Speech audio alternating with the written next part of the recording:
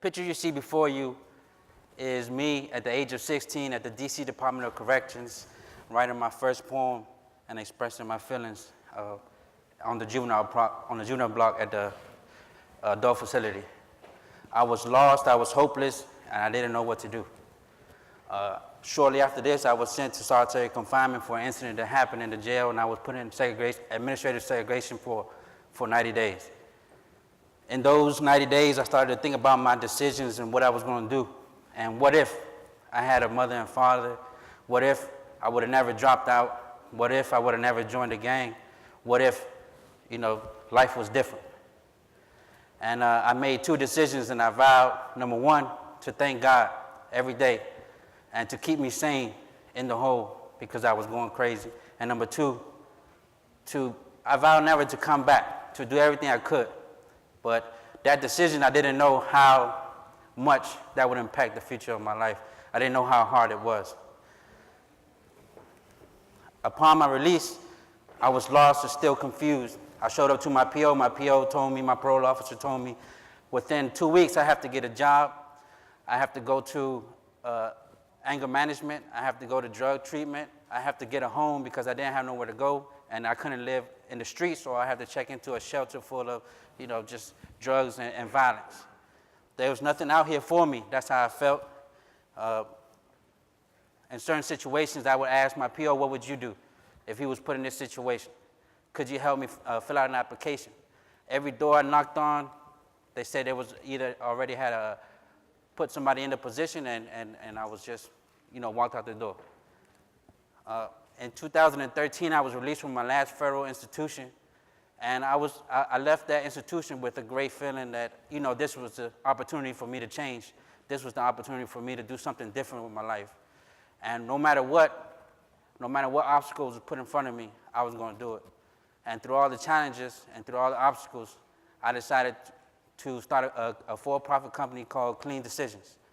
Clean Decisions is a for-profit company that helps men and women coming out of incarceration, and we help them with a mentor, a job, and a community impact with unconditional love and support. The problem we have in D.C. is 2 out of 3 returning citizens will recidivate within 3 years. I recidivated within 1. 53% of D.C. returning citizens are employed, and because of those unemployment, the loss of their wages is over $900 million in D.C. alone. The solution that I bring about is Clean Decisions. Clean Decisions provides an opportunity to unleash each member's full potential by giving them a path to, breaking the negative intergenerational cycles of the gang violence, the negativity in the community, and so forth. And it builds a path to the middle-class lifestyle. Also, ultimately, it provides opportunity for these members to give back. Each member of Clean Decisions is a mentor to their community, a brother and sister to their community, and it's helping them change that vicious cycle of incarceration. We created this by training workforce for returning citizens in landscaping, commercial kitchen maintenance, event staffing, and facility maintenance. The solution that brings about is the support. We provide you with unconditional support. We provide you with a mentor. We provide you with somebody that's there to help you.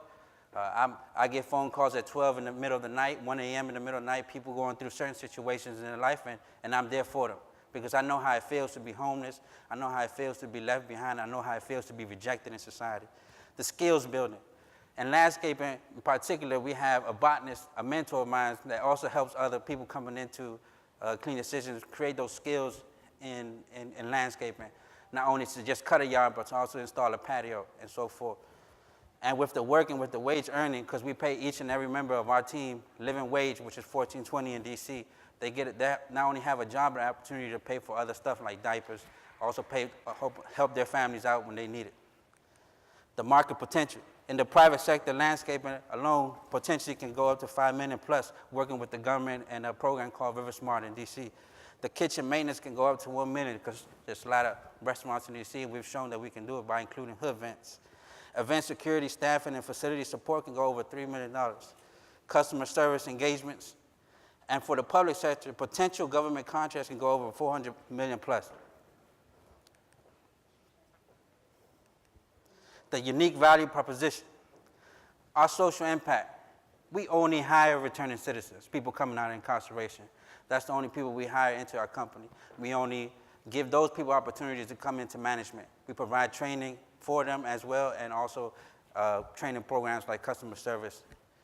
Are price competitive. In DC, some of the areas that are in DC, our landscaping can flourish because of the big landscaping companies can't come because they believe it's too small. We're not going to cut 10 by 10 grass area. So that kind of helps us, and we've accumulated over 120 yards to the day. Satisfaction guaranteed. With our social mission and with what we do, the yards are being cut, we're installing patios, the kitchens are being cleaned, and people are loving what we do and loving our mission. Such clients as Corner Bakery, Union Kitchen, Neighborhood Restaurant Group of Taste of DC, and also real estate companies like Dill and Fulcom are some of our customers. The team, my name is Will, of course, and I'm the CEO, and I'm also part of the Unlock Futures Accelerator. I'm a mentor and the director of navigation for Changing Perceptions nonprofit, which I also started, and a community activist.